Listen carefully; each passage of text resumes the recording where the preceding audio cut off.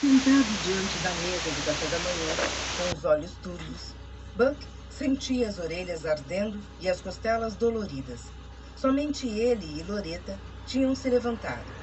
Ela estava se aprontando para ir ao escritório da igreja após assegurar-se de que não precisaria tomar providências quanto ao corpo de Bruce, nem quanto ao culto em memória dele, que faria parte das programações matinais de domingo. Bernazi estava dormindo em um pequeno quarto no pavimento inferior da casa. É tão bom ter novamente a companhia de outras pessoas neste lugar, disse Loretta. Vocês podem permanecer aqui pelo tempo que desejarem. Somos todos muito gratos, disse Buck. Amanda talvez durma até o meio-dia. Depois ela terá de falar com o pessoal do escritório do médico legista. Chloe não dormiu muito bem por causa do tornozelo. No entanto, agora ela está dormindo profundamente e espero que demore para acordar. Buck usara aquela mesa para pôr em ordem todas aquelas páginas das transcrições de Bruce que haviam se espalhado no porta-malas do Range Rover. Teve um trabalho enorme para verificar o texto e separar o que deveria ser copiado e distribuído. Empilhou os papéis e desempacotou os 5 telefones celulares universais que Chloe comprara. Felizmente, eles haviam sido acondicionados em espumas e não sofreram avarias no acidente. Buck dissera a Chloe para não economizar e ela seguir as suas instruções. Ele não se atrevia a calcular o preço total, mas aqueles telefones tinham todos os acessórios possíveis, inclusive podiam receber chamadas de qualquer lugar do mundo, graças a um chip de satélite embutido. Depois que Loretta foi até a igreja, Buck examinou as baterias dos telefones. Leu rapidamente o manual de instruções para aprender a manuseá-los e tentou fazer a primeira ligação. Desta vez ficou satisfeito por ter a mania de guardar números antigos de telefones. Bem, no fundo de sua maleta estava o número de que ele precisava. Ken Hitz, um ex-piloto comercial e agora proprietário de uma frota de jatos para fretamento, já transportara Buck em um deles, partindo de uma minúscula pista de Waukegan, Illinois, para Nova York no dia seguinte aos desaparecimentos. Sei que o senhor está muito ocupado, Sr. Hitz, e provavelmente não necessita de um cliente como eu, disse Buck, mas saiba que disponho de uma verba grande e poupuda e posso pagar mais que qualquer outra pessoa. Minha frota foi reduzida a um jato, disse Hitz, que se encontra em Milwaukee, e neste momento ele e eu estamos disponíveis. Estou cobrando $2 por milha e $1.000 por dia parado. Para onde você quer ir? Israel, disse Buck, e preciso estar de volta no sábado à noite, o mais tardar.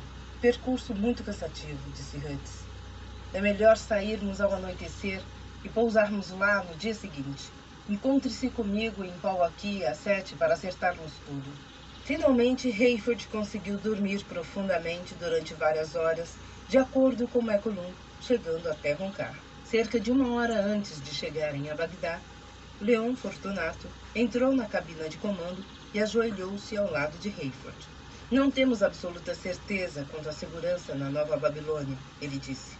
Ninguém espera que aterrissássemos em Bagdá. É melhor mantermos contato com a torre de Nova Babilônia, dizendo que estamos nos dirigindo diretamente para lá. Depois de pegarmos os outros 3 embaixadores, permaneceremos no solo por algumas horas até que o serviço de segurança vasculhe toda a Nova Babilônia. Isso tem alguma coisa a ver com suas reuniões? Perguntou Hayford, tentando não demonstrar muito interesse. Não vejo motivo para você se preocupar com isso. Podemos nos reunir no avião enquanto ele estiver sendo reabastecido. Você deve deixar o ar-condicionado ligado, certo? Claro, disse Hayford, tentando raciocinar rapidamente. Ainda há muita coisa que preciso aprender a respeito desta aeronave. Permanecerei na cabina ou em meus aposentos, longe dos senhores. Faça isso. Buck conversou com Donnie Moore, o qual disse que fizera alguns negócios incríveis comprando componentes individualizados e agora estava montando 5 mega laptops sozinho. Com isso, estou economizando um pouco de dinheiro para o senhor, disse. Pouco mais de $20.000 por unidade, calculo. E eles estarão prontos quando eu voltar de uma viagem no domingo? Garantido, senhor. Buck comunicou um número de seu novo telefone celular universal ao pessoal da chefia do semanário Comunidade Global e pediu que não o divulgassem, a não ser para Carpathia, Planck e Rosenweg. Arrumou suas roupas dentro de uma enorme mochila e passou o restante do dia trabalhando nas transcrições de Bruce e tentando falar com Rosenweg. Aquele homem talvez estivesse tentando dizer-lhe, em poucas palavras, que sabia que o Dr. Ben Judá estava vivo em algum lugar. Buck esperava que Rosenweg tivesse seguido seu conselho e estivesse mantendo Carpathia fora do assunto. Buck não tinha ideia de onde Tisson Ben Judá se escondera. Porém, se Rosenweg sabia, Buck gostaria de conversar com ele antes de chegar com Hitz ao aeroporto Ben Gurion. Quanto tempo ainda levaria, pensou Buck, até que ele e seus entes queridos precisassem ficar escondidos no abrigo debaixo da igreja? A segurança estava reforçada em Bagdá. Hayford havia sido instruído a não se comunicar com a torre de lá para não permitir que uma aeronave inimiga soubesse onde eles estavam. Hayford estava convencido de que os ataques de retaliação por parte das forças da comunidade global em Londres e no Cairo, sem falar na América do Norte, tinham afugentado todo o povo do Iraque, com exceção dos suicidas. No entanto, ele estava cumprindo as ordens recebidas. Leon Fortunato comunicou-se por telefone com as torres de Bagdá e da Nova Babilônia. Hayford já telefonara para assegurar-se de que havia um lugar dentro do terminal onde McCollum pudesse estender as pernas e relaxar. Apesar de trabalhar tantos anos como piloto, havia ocasiões em que ele sentia uma certa claustrofobia a bordo de um avião. Um cordão de soldados da CG, fortemente armados, cercava o avião quando ele parou na extremidade mais segura do terminal de Bagdá. As 6 comissárias de bordo e os atendentes foram os primeiros a descer.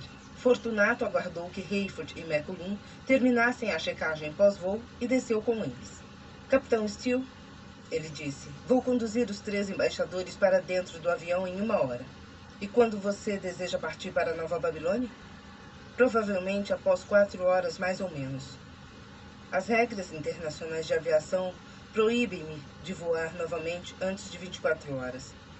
Que bobagem, disse Fortunato. Como você está se sentindo? Exausto. Mesmo assim, você é a única pessoa qualificada para pilotar aquele avião. Portanto, vai ter de cumprir nossas ordens. Quer dizer, então, que as regras internacionais de aviação deixaram de existir. Steele, você sabe que as regras internacionais referentes a qualquer coisa estão nas mãos do homem que está sentado naquele avião. Quando ele quiser partir para Nova Babilônia, você terá de conduzi-lo até lá. Entendido? E se eu me recusar, não seja tolo. Deixe-me dizer uma coisa, Leon. Assim que eu descansar um pouco, quero voltar para aquele avião e familiarizar-me com todos os detalhes. Sim, eu sei. Agora fique longe de nós. E eu lhe agradeceria muito se você me chamasse de Sr. Fortunato. Isso é tão importante assim para você, Leon? Não me provoque, Steele. Assim que ambos entraram no terminal, Hayford disse, já que sou a única pessoa capaz de pilotar aquele avião, eu lhe agradeceria muito se você me chamasse de Capitão Steele. No final da tarde, horário de Chicago, Buck interrompeu a leitura fascinante dos escritos de Bruce Barnes e finalmente conseguiu completar a ligação para Chen Rosenweg. Cameron finalmente conseguiu falar com o nosso amigo em comum. É melhor não mencionarmos o nome dele ao telefone. Ele conversou pouco comigo, mas parecia tão inexpressivo e vazio que chegou a comover-me profundamente. Deixou um recado estranho, Cameron. Disse simplesmente que você sabia com quem falar a respeito do paradeiro dele. Que eu sabia? Foi o que ele disse, Cameron. Que você sabia. Você acha que ele estava se referindo a NC? Não, Chen. Ainda estou orando para que você mantenha aquele sujeito fora disso. Eu estou, Cameron. Mas não está sendo fácil. Quem mais poderia interceder pela vida de meu amigo? Estou com muito medo de que o pior aconteça e vou me sentir responsável. Estou de partida para Israel. Você pode conseguir um carro para mim? O carro de nosso amigo e seu motorista estão disponíveis, mas será que posso confiar nele?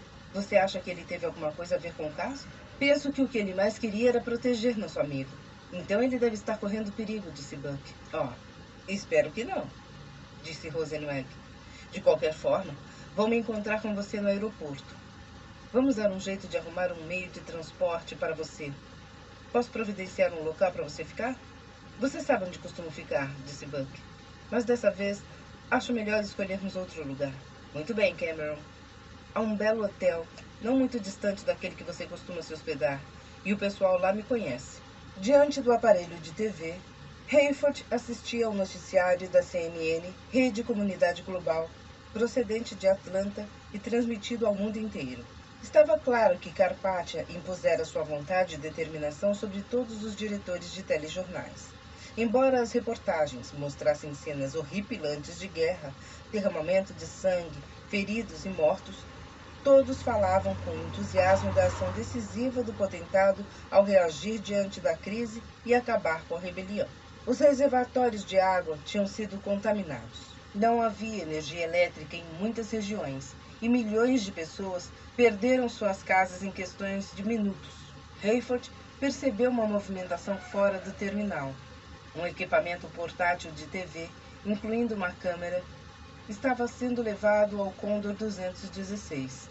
Logo a seguir, a CNN-RCG comunicou que dentro de instantes seria levado ao ar um pronunciamento ao vivo do potentado Carpathia, partindo de um local desconhecido. Hayford balançou a cabeça e dirigiu-se para uma mesa em um dos cantos do terminal, onde encontrou papel impresso com o timbre de uma empresa aérea do Oriente Médio. Ele começou a redigir uma carta para a esposa de Earl Halliday. A lógica dizia a Hayford que ele não deveria sentir-se responsável.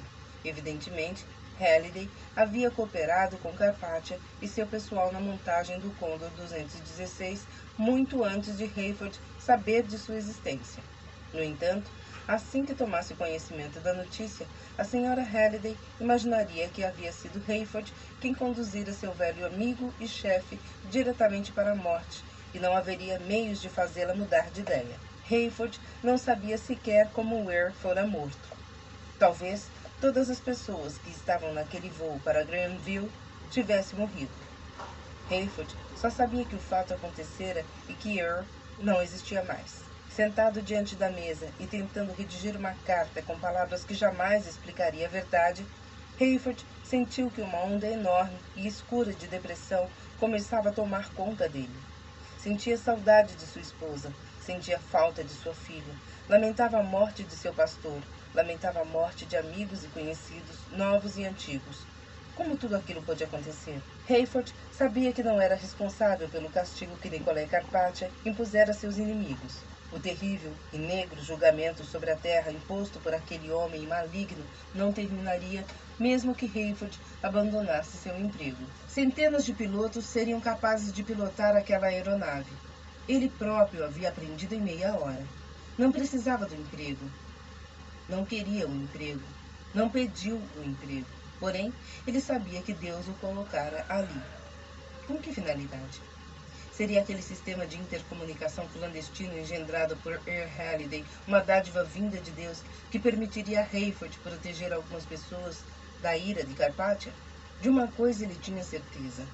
Já havia salvado a vida de sua filha e de seu genro do bombardeio sobre Chicago. E agora, enquanto assistia ao noticiário procedente da costa oeste dos Estados Unidos, ele gostaria de ter feito alguma coisa para advertir o povo de São Francisco e Los Angeles sobre o ataque. Ele estava enfrentando uma batalha penosa e sozinho não tinha forças para prosseguir. Após terminar a carta de condolências à senhora Halliday, Hayford colocou os braços sobre a mesa e abaixou a cabeça, sentindo um dó na garganta, mas sem derramar uma lágrima sequer. Ele sabia que de agora em diante poderia chorar 24 horas por dia até o final do período da tribulação, por ocasião do retorno de Cristo, ao qual Bruce dava o nome de, abre aspas, aparecimento glorioso, fecha aspas. Como ele ansiava por esse dia. Será que ele e seus entes queridos sobreviveriam até lá? Ou seriam transformados em, abre aspas, mártires da tribulação, fecha aspas, da mesma forma que Bruce?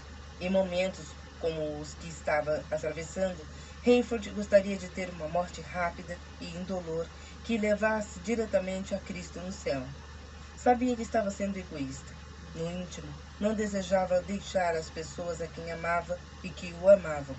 Mas a perspectiva de mais 5 anos de sofrimento parecia-lhe insuportável. O pronunciamento do potentado da comunidade global, Nicolai Carpathia, estava começando. Hayford sabia que estava sentado a uns 60 metros de distância daquele homem, e mesmo assim, assistiu a seu pronunciamento pela TV, da mesma forma que milhões de pessoas do mundo inteiro. Estava quase na hora de Buck partir para o aeroporto Pewaukee. Verna Zee voltara ao escritório do semanário Comunidade Global com o carro usado, novo para ela, que Buck lhe comprara, um dos que haviam sido deixados no estacionamento da Igreja Nova Esperança. Loretta estava no escritório da igreja atendendo às constantes ligações telefônicas sobre o culto de domingo em memória de Bruce. Chloe andava mancando pela casa apoiada em uma bengala. Ela necessitava de muletas, mas não podia apoiar-se nelas por ter torcido o pulso. Só restava Amanda para levar Buck ao aeroporto. Eu gostaria de ir com vocês, disse Chloe. Você acha que tem condições, meu bem? Perguntou Buck. Chloe respondeu com voz trêmula.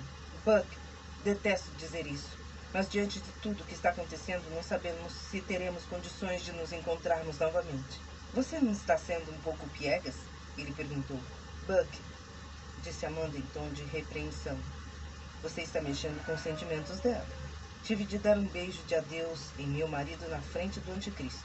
Você acha que aquilo me deu segurança de que vou vê-lo novamente? Buck recebeu o castigo que merecia. Vamos embora, ele disse. Deu a volta no Range Rover e atirou sua mochila no porta-malas, retornando rapidamente para ajudar Chloe a entrar no carro. Amanda sentou-se no banco traseiro e traria Chloe de volta para casa. Buck surpreendeu-se ao ver que a TV embutida no carro suportara o acidente. Ele não estava em posição de ver as imagens, como faziam Amanda e Chloe. Nicolé Carpathia, em sua maneira exageradamente humilde, dizia, abre aspas, não se enganem, meus irmãos e irmãs. Ainda teremos muitos dias negros pela frente. Serão necessários recursos imensos para começarmos a reconstruir o progresso. Mas graças à generosidade de 7 leais regiões do mundo e com o apoio dos cidadãos das outras 3 regiões que foram leais à comunidade global e não aos rebeldes, estamos arrecadando o maior fundo assistencial da história da humanidade. Esse fundo será destinado às nações carentes da Nova Babilônia e ao Centro de Operações da Comunidade Global sob minha supervisão. Em razão do caos que resultou desta rebelião, a mais sinistra e imprudente de todas, surgirão oportunistas e saqueadores que tentarão impedir a reconstrução do processo e a proteção aos desabrigados. O trabalho assistencial patrocinado pela comunidade global será conduzido de maneira rápida e generosa, de modo a permitir que o maior número possível de membros leais à comunidade global retornem o mais breve possível a seus prósperos padrões de vida. Continuem a resistir aos opositores e rebeldes. Continuem a dar apoio à comunidade global. E lembrem-se de que, apesar de eu não ter almejado esta posição, aceito-a com seriedade e com a determinação de colocar minha vida a serviço de uma humanidade mais fraterna. Agradeço seu apoio enquanto nos esforçarmos para permanecer lado a lado, mesmo com sacrifício, e tentamos sair deste caos rumo a um plano mais alto que nenhum de nós poderia alcançar sem a ajuda de outras pessoas. Fecha aspas. Buck balançou a cabeça. Ele está dizendo que o povo quer ouvir, não é mesmo? Chloe e Amanda permaneceram em silêncio. Hayford disse ao copiloto McCollum para deixar as preocupações de lado e estar pronto para partir rumo à Nova Babilônia no momento em que fossem solicitados. Ele calculava que isso ainda levaria algumas horas, mas é melhor estarmos à disposição. Hayford lhe disse. Quando entrou no avião, com a suposta finalidade de familiarizar-se melhor com seus aparatos, Hayford foi direto aos aposentos do piloto.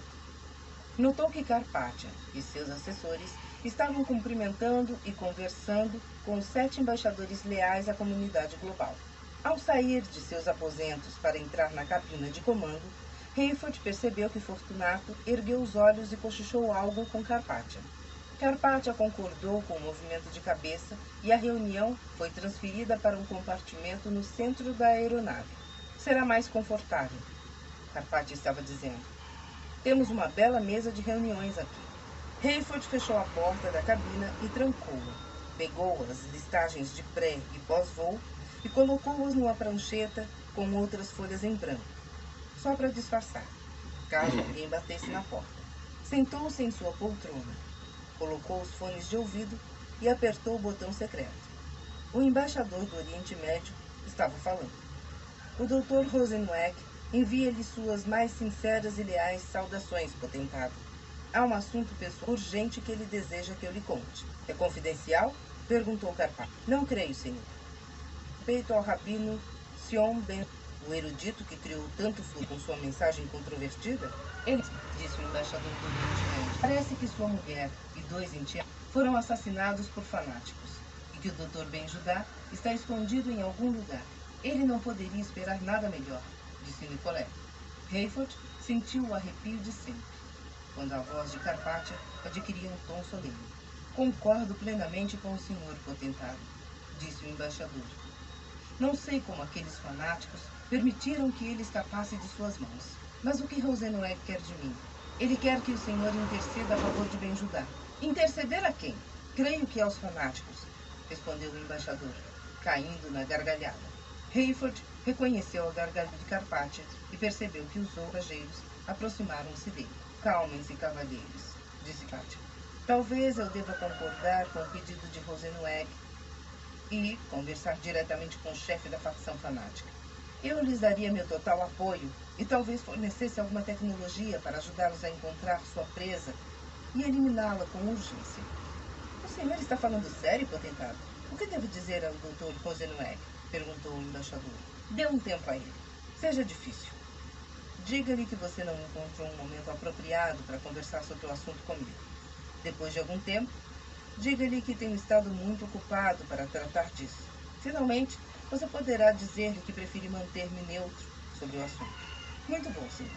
Porém, Carpaccio não se manteria neutro. Ele acabara de esquentar o assunto. Hayford ouviu o ranger de um assento de couro e imaginou Carpaccio inclinando-se para a frente a fim de falar com o seu bando de lacaios internacionais. Permitam-me dizer-lhe uma coisa, cavalheiros. Pessoa do tipo Dr. Ben Judá é muito mais perigosa para a nossa causa do que um velho tolo como Rosenweck. Rosenweck é um cientista brilhante, mas não é um sábio aos olhos do mundo. Ben Judá é muito mais erudito que ele. Ben Judá tem a habilidade de dominar o povo, o que não seria mal se ele estivesse trabalhando em prol de nossa causa. Mas ele prefere encher a cabeça de seus compatriotas com essa bobagem de que o Messias já retornou. Não entendo como alguém ainda insiste em interpretar a Bíblia e suas profecias de maneira tão literal. Mas dezenas de milhares de convertidos e devotos surgiram em Israel e ao redor do mundo em razão da pregação dele no estádio Ted Kuller e em outros locais semelhantes. O povo acredita em tudo e, quando acredita, torna-se perigoso. O tempo de Ben Judá está curto e eu não vou impedir que ele morra. Agora, vamos ao trabalho. Precisamos agir rapidamente. Ele estava enquanto as pessoas ainda estão vulneráveis e receptivas. Elas vão recorrer à comunidade global para ajuda e nós as ajudaremos. No entanto, elas terão de nos ajudar primeiro. Tínhamos uma enorme reserva de dinheiro antes da reconstrução da Babilônia. Vamos precisar de muito mais para pôr em prática nosso plano de elevar o nível dos países do terceiro mundo, de modo que o planeta inteiro fique em pé de igualdade. Vou lhes contar uma coisa, cavalheiros. Eu estava tão eufórico e com tantas ideias ontem à noite que não consegui permanecer sentado no momento da decolagem de São Francisco. Eu estava no compartimento da frente e fui praticamente atirado nesta sala durante o processo da decolagem. Eu pensava no seguinte: vocês fizeram um trabalho maravilhoso com respeito à moeda universal. Estamos perto de ter uma sociedade sem um níquel sequer no bolso, que só serve para ajudar a administração da comunidade global. Quando vocês retornarem a seus respectivos países, gostaria que anunciassem, simultaneamente, o início de um imposto de 10 cents a ser cobrado em todas as transferências eletrônicas de dinheiro. Quando chegarmos ao ponto de ninguém mais ter dinheiro no bolso, é fácil imaginar que todas as transações serão eletrônicas. Calculo que isso gerará mais de 1,5 trilhão de dólares por ano. Também estou dando início a um imposto de $1 por barril de petróleo no campo petrolífero, mais um imposto de 10 cents por galão na bomba de gasolina. Meus consultores financeiros dizem que isso pode nos render mais de $0,5 trilhão por ano. Vocês sabiam que chegaria um tempo em que haveria um imposto a ser pago à comunidade global sobre o produto interno bruto de cada região? Esse tempo já chegou. Embora os rebeldes do Egito, Grã-Bretanha e América do Norte tenham sido devastados militarmente falando, eles também devem ser obrigados a pagar um imposto de 50% sobre seu PIB. O restante pagará 30%. Não olhem para mim dessa maneira, cavalheiros. Vocês devem entender que tudo o que pagarem lhes será restituído com benefícios multiplicados. Estamos construindo uma nova comunidade global. O sofrimento faz parte do processo. A devastação e morte causadas por esta guerra se transformarão em uma utopia, diferente de tudo o que este mundo já viu. E vocês estarão na vanguarda. Seus países e regiões serão beneficiados, principalmente vocês. Tem uma coisa a mais em mente. Vocês sabem, nossas forças secretas convenceram-se rapidamente de que o ataque sobre Nova York foi planejado pela milícia norte-americana sob a liderança clandestina do presidente Fitzroy. Isso só serviu para confirmar minha decisão anterior de eliminá-lo virtualmente do poder executivo. Agora, já sabemos que foi morto em nosso ataque de retaliação em Washington, D.C., cuja responsabilidade deve ser atribuída aos rebeldes. Aqueles poucos que ainda permanecem leais a ele vão surgir contra os rebeldes e que fizeram papel de tolos. Como sabem, o segundo maior poço de petróleo, apenas menor que o da Arábia Saudita, foi descoberto acima da Baía Pearl Harbor, no Alasca. Durante o período da vacância na liderança da América do Norte, a comunidade global se apropriará dos diversos campos de petróleo do Alasca, inclusive daquele poço enorme. Anos atrás ele foi coberto para satisfazer os ambientalistas. No entanto, já organizei equipes de trabalhadores da região para instalarem uma série de oleodutos de 16 polegadas que levarão petróleo através do Canadá para canais onde poderão ser transportados em barcaças para os centros do comércio internacionais. Já adquirimos os direitos do petróleo da Arábia Saudita, Kuwait, Iraque, Irã e do restante do Oriente Médio. Com isso, temos o controle de 2/3 do suprimento mundial de petróleo. Elevaremos de forma gradual, porém firme, o preço do petróleo, que no futuro financiará nossos planos para incluirmos serviços sociais em países não privilegiados e transformarmos o mundo em um local que seja igual para todos. Só do petróleo teremos condições de lucrar uma média de $1 trilhão por ano. Em breve nomearei líderes para substituírem os 3 embaixadores das regiões que se voltaram contra nós. Com isso, a administração da comunidade global voltará a ser complementada por 10 regiões. Por enquanto, vocês são conhecidos como embaixadores da comunidade global. Mas de agora em diante, começarei a me referir a vocês como chefes soberanos de seus reinados. Vocês continuarão a reportar-se diretamente a mim. Aprovarei seus orçamentos, receberei seus impostos e lhes darei privilégios políticos.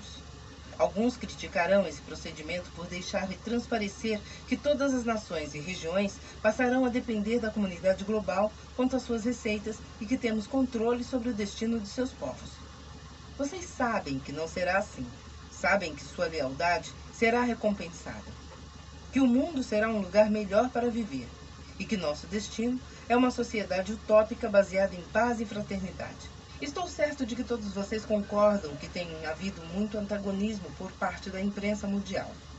Até eu, que não viso lucros pessoais e que sou movido apenas por motivos altruístas para aceitar com humildade e a contragosto o pesado manto da responsabilidade de líder mundial, tenho sido atacado e criticado pelos editorialistas.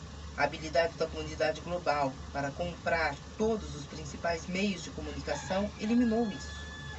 Apesar das críticas que recebemos por ameaçarmos a liberdade de expressão e a liberdade de imprensa, acredito que o mundo entende que tais liberdades, não vigiadas, produzem excessos que sufocam a habilidade e a criatividade de qualquer líder. Embora tenham sido úteis em qualquer época para evitar que editores malvados assumissem o poder, proibindo qualquer crítica, tais editorialistas da oposição são anacrônicos. Hayford sentiu uma fisgada na espinha e quase virou-se, certo de que havia alguém em pé ao lado de fora da cabine. A sensação tornou-se tão agourenta e abrangente que ele arrancou os fones e levantou-se da poltrona, inclinando-se para espiar no olho mágico. Não havia ninguém ali. Será que Deus estaria tentando dizer-lhe alguma coisa? Ele se lembrou que teve a mesma sensação de medo quando Buck contou aquela história horripilante de estar presente a uma reunião na qual Carpathia hipnotizara e fizera uma lavagem cerebral em todos os participantes, exceto Buck. Hayford voltou a sentar-se e colocou os fones. Quando apertou o botão secreto, parecia estar ouvindo um novo Carpathia. Nicolé falava com suavidade, sinceridade e em tom monótono. Não havia mais os floreios e inflexão de voz que normalmente caracterizavam seus discursos. Quero dizer uma coisa a vocês, e quero que prestem muita atenção e compreendam tudo. Esse mesmo controle que já temos sobre todos os meios de comunicação também será necessário sobre a indústria e o comércio. Não haverá necessidade de comprarmos ou adquirirmos todos eles. Isso seria óbvio demais e despertaria a atenção de nossos opositores. O importante não é a propriedade, é o controle. Dentro dos próximos meses, comunicaremos decisões unânimes que nos permitirão controlar o comércio, a educação, o sistema de saúde e até mesmo como os reinados individuais escolherão seus líderes. A verdade é que a democracia e a eleição serão suspensos. São ineficientes e não beneficiam os interesses do povo.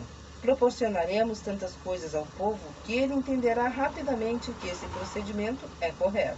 Vocês podem voltar para seu povo e dizer-lhe honestamente que a ideia foi de vocês, que partiu de vocês, que procuraram apoio de seus colegas e de mim, e que tiveram êxito. E eu, publicamente, concordarei com relutância, e todos nós sairemos vencedores. Houve um profundo silêncio, e Hayford imaginou que sua escuta clandestina não estava funcionando. Soltou e apertou o botão várias vezes e percebeu que ninguém estava dizendo nada na sala de reuniões. Então, era esse o tal controle da mente que Buck já testemunhara. Por fim, ele ouviu a voz de Leon Fortunato. Potentado Carpathia, ele disse em tom de respeito. Sei que sou um mero assessor e não faço parte deste ilustre grupo. No entanto, eu poderia dar uma sugestão? Claro que sim, Leon, disse Carpathia, demonstrando uma agradável surpresa. Você ocupa uma importante posição de confiança, e todos nós gostaríamos de ouvir o que você tem a nos dizer. Eu estava pensando uma coisa. O senhor e seus companheiros aqui presentes não acham que a suspensão do voto popular poderá ser uma medida ineficiente e que não beneficiará os interesses do povo, pelo menos temporariamente? Ah, senhor Fortunato, disse Carpathia, eu não sei. Como você acha que o povo reagiria diante de tal proposta controvertida? Os outros pareciam estar querendo falar todos ao mesmo tempo. Hayford ouviu que todos concordavam com Fortunato e insistiam com Carpathia para que ele refletisse sobre o assunto. Um deles repetiu o pronunciamento de Carpathia sobre o quanto a imprensa melhorara agora que passara a ser uma propriedade da comunidade global e complementou que a aquisição da indústria e do comércio não seria tão necessário como a imprensa, desde que fossem controlados por Carpathia e pela comunidade global. Muito obrigado por suas sugestões, cavalheiros. Foram muito estimulantes e inspiradoras.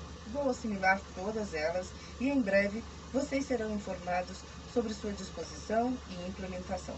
A reunião durou mais de um par de horas. Na maior parte, os tais reais nomeados por Carpathia repetiam como papagaios tudo o que ele lhes dissera, que após uma boa reflexão, achariam suas ideias brilhantes. Todos pareciam considerá-las de sua propriedade, apesar do fato de Carpathia ter acabado de mencioná-las. Os embaixadores as repetiam com frequência, um para o outro, como se alguém não as tivesse ouvido. Agora, cavalheiros, concluiu Carpathia, dentro de algumas horas estaremos na Nova Babilônia, e em breve nomearei os 3 novos embaixadores soberanos. Quero que vocês sejam cientes do inevitável. Não podemos fingir que o mundo não foi quase destruído pela interrupção desta guerra mundial. E ela ainda não terminou. Haverá mais conflitos. Haverá mais ataques furtivos. Precisaremos ter acesso, embora com relutância, ao nosso arsenal de armamentos. Uma tarefa que, conforme vocês sabem, detesto fazer. E mais alguns milhares de vidas serão dizimadas, além de centenas de milhares que já foram. Apesar de nossos melhores esforços e das ideias maravilhosas que vocês me transmitiram hoje, devemos enfrentar o fato de que teremos, por um longo tempo, uma batalha difícil pela frente. Os oportunistas sempre aparecem em tempos como estes. Aqueles que são nossos opositores se beneficiarão da impossibilidade de nossas forças de paz estarem em todos os lugares ao mesmo tempo. E isso acarretará fome, pobreza, doenças. De certa forma, existe um lado positivo em tudo isso. Em razão do custo altíssimo de reconstrução, quanto menos pessoas precisarmos alimentar e sustentar seus padrões de vida, mais rapidamente poderemos fazer isso com menos despesas. À medida que o nível da população decrescer e estabilizar-se, deveremos estar certos de que ele não explodirá tão cedo novamente. Mediante legislação específica adequada quanto a aborto, suicídio, redução de tratamentos caros para deficientes físicos e mentais, seremos capazes de controlar a população mundial. Hayford não podia fazer nada a não ser orar. Senhor, ele orou em silêncio. Eu gostaria de ser um servo mais útil.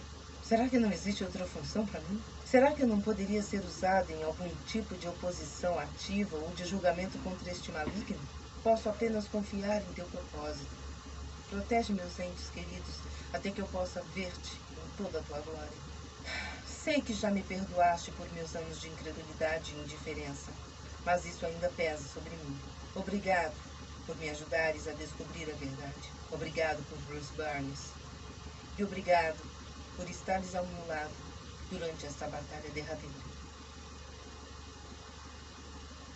Pasta 7. Capítulo 7. Buck sempre conseguiu dormir.